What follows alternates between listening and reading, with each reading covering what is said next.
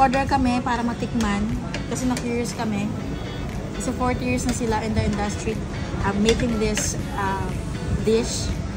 So ang tawag dyan is char kway chow. So let's taste na kung gaano kasarap.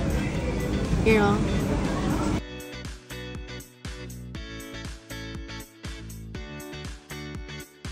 Sarap. Masarap kasi gusto ko yung bean sprout.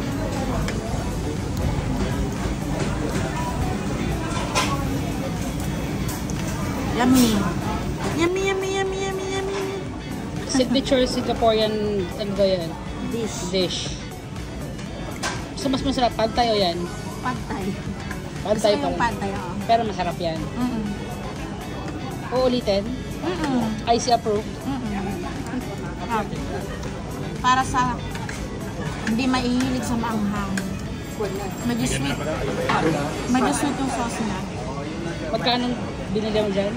7 SGD. Small? Yes, this is a small one. Just to taste. Pero yung serving niya is hindi pang small lang. Meron pala siyang taste of oyster.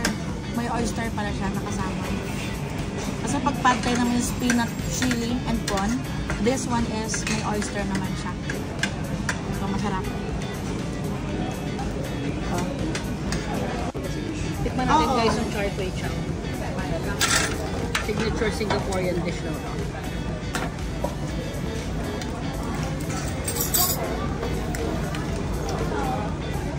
Sarap na! Parang siyang almost kalasa ng pad thai. Pero syempre, mas masarap pa rin yung pad thai para saan. Mahilig kasi ako sa Thai cuisine. Pero ito, papalag sa pad thai. Ano? Kain tayo guys. Mukhang mauubos ko to.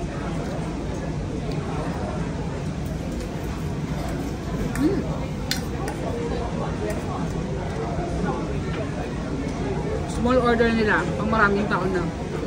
Nagkati na kami ng AC dito. $7.50. Kung pumunta kayo ng Singapore, order kayo ng char kway chow. Ito yun.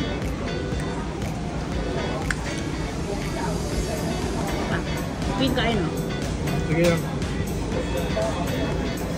Gana? Hindi ko alam kung ano kayo pang sausage. Kung nagustuhan mo tong video na to, hit like, follow, at save mo na rin para may guide ka sa next video mo. Ito na naman ang inyong Wandering Jane Does. Always wonder, always enjoy.